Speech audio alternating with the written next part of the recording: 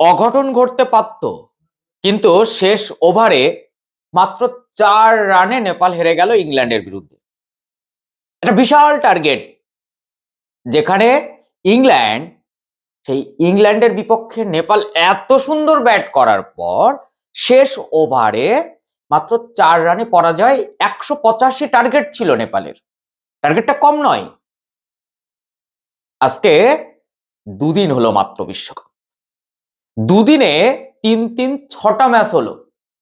সেই 6টা ম্যাচের মধ্যে বেশিরভাগ ম্যাচ বড় দলগুলো বিপদে পড়ল। পাকিস্তান তো একেবারে হাততে হাততে বেঁচে গেল, মানে সব থেকে মর্মান্তিক অবস্থা ছিল। আজকে ইংল্যান্ড একেবারে হাততে হাততে বেঁচে গেল, তাদেরও অবস্থাও খুব মর্মান্তিক ছিল। ওয়েস্ট ইন্ডিজ একচ্ছত্র অধিকার নিয়ে জিততে পারেনি। ভারতের 77 রানে অর্ধেকের বেশি ড্রেসিং রুমে চলে যেতে হয়েছে। এইরকম একটা বিশ্বকাপ 2026 টি-20 ওয়ার্ল্ড কাপ চলছে, যেখানে বাংলাদেশ খেলতে পাচ্ছে না তাদের অজ্ঞতার কারণে।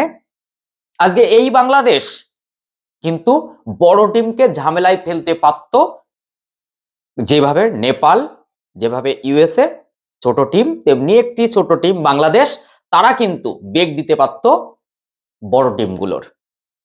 এখন এই পরিস্থিতিতে আজকে ইংল্যান্ডের সঙ্গে নেপালের যে ম্যাচ, এই ম্যাচটা ঘিরে যে পারদ একেবারে চড়েছিল তা কিন্তু বলার অপেক্ষা রাখে না। অনেকেই কিন্তু এই ম্যাচটা দেখেননি, একটু তথ্য দিয়ে বললে আপনাদের সুবিধা হবে। জানাই যে এই নেপাল এই ম্যাচটা যদি জিততো, তাহলে এই যে ভারতে ম্যাচ হওয়ার সুফল নেপাল পাচ্ছে, যে একেবারে কাছাকাছি গ্যালারি ভর্তি করে নেপালের দর্শক, নেপাল থেকে আসা দর্শক মন্ডলী এত সুন্দরভাবে নেপালকে সাপোর্ট করেছে। সত্যি নেপাল দলকে তো কংগ্রাচুলেট করতেই হয়। শেষ ওভারে যেভাবে তারা ম্যাচ হেরেছে, এটাকে আমি হার বলবো না।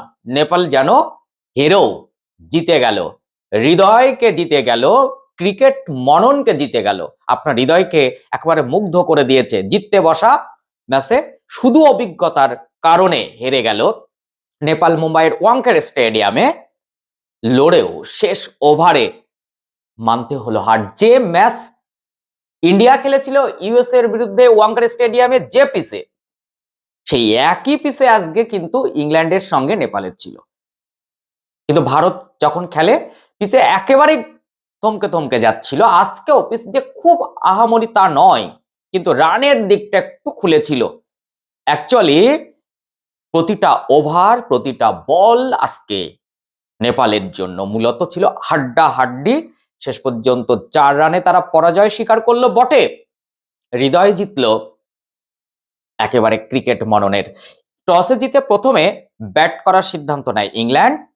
তারা দুর্দান্ত পারফরমেন্স করে 184 রান তুলে নেয়। এই পিচে যখন ভারত এবং আমেরিকা হচ্ছিল গতকাল, তখন কিন্তু পিচটা অনেকটা থমকে গিয়েছিল।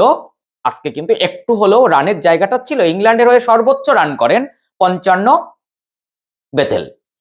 অধিনায়ক হ্যারি ব্রুক, তারও দারুণ ঢং। হ্যারি ব্রুক কিন্তু এই বিশ্বকাপ মাতাবেন। আজকে তিনি 53 রান করেন। কিপার ও দলের অন্যতম সিনিয়র প্লেয়ার, যাকে নিয়ে ইংল্যান্ড একটু হলেও আশায় বুক বাঁধে, জস বাটলার, তিনি কিন্তু আজকে 26 রানে আউট হয়ে যান। শেষ দিকে উইলি জ্যাক্স মুম্বাই ইন্ডিয়ান্সে খেলেন, তার 18 বলে ঝোড়ো 39, 184-তে পৌঁছে দেয়। যদি উইলি জ্যাক্সের ওই ইনিংসটা না থাকতো, তাহলে আজকে নেপালের কিন্তু জিত ছিল, কারণ 160-এর মধ্যে 170-এর মধ্যে বেঁধে রাখা সম্ভব ছিল হয়তো ইংল্যান্ডের। যাই হোক, নেপালের হয়ে দুর্দান্ত বোলিং করেন সন্দীপ। তিনি 4 ওভারে 25 রান দিয়ে, মাত্র একটু উইকেট হয়তো, কিন্তু 25 রানটা 4 ওভারে, ইংল্যান্ডের মতো দল, সেখানে তাকে তো বাহবা দিতেই হয়। অ্যাকচুয়ালি এই নেপালের কিন্তু প্রত্যেকটা প্লেয়ারের মধ্যে একটা স্ট্যামিনা রয়েছে। শেরমল্লা একটু উইকেট নেন, 2টি করে উইকেট নেন দীপেন্দ্র এবং নন্দন যাদব। এখানে আমরা পুরো ম্যাচটা যখন আমি একটু হলে এই ম্যাচটার দিকে লক্ষ্য রেখেছিলাম, এই কারণে যে আমাদের পার্শ্ববর্তী নেপাল, যেখানে নেপালের ক্রিকেট স্ট্রাকচারই একদম ভালো না, সেখানে তারা কেমন খেলে তাও ইংল্যান্ডের বিরুদ্ধে, জোফরা আর্চারের বিরুদ্ধে, এটা আমার দেখার খুব ইচ্ছে ছিল। রান তাড়া করতে নেমে এই রানটা নেপালের কাছে কঠিন হলেও অসাধ্য তো ছিল না, সেটা করে দেখিয়েছে তারা। প্রথম উইকেটে দারুণ লড়াই, অধিনায়ক রোহিত 34 বলে 39 রান করেন এবং আর এক ওপেনার কুশল তিনি 17 বলে 29 করে যান। দীপেন্দ্র সিং অ্যাকচুয়ালি বোলিং এ দাপট দেখিয়েছেন, আবার 29 বলে 44 রান করে গেছেন। লোকেশ 20 বলে 39 রান করে অপরাজিত থাকেন, কিন্তু ম্যাচটা বার করতে পারেননি। একটু আক্ষেপ থাকবে তার ব্যাট নিয়ে বসে পড়া মাঠের মধ্যে, এই আক্ষেপটা কিন্তু ধরা পড়ছিল। 19তম ওভারে উড এবং শেষ ওভারে স্যাম কারেন দুর্দান্ত বোলিং না করলে এই ম্যাচ ইংল্যান্ড কিন্তু আজকে হেরে বসতো। ইংল্যান্ডের হয়ে 2টি করে উইকেট নেন, দুটো উইকেট নেন ডসন, আর তার সঙ্গে 1টি করে উইকেট নেন Wood, Jofra Archer, Willey Jacks, Sam Curran. ম্যাচের সেরা কিন্তু ব্যাট এবং বলে ম্যাচ ঘুরিয়ে দেওয়া মুম্বাই ইন্ডিয়ান্সের উইলি জ্যাক্স। ম্যাচটা নেপাল হারলেও পুরো ম্যাচটাই কিন্তু তাদের আধিপত্য ছিল।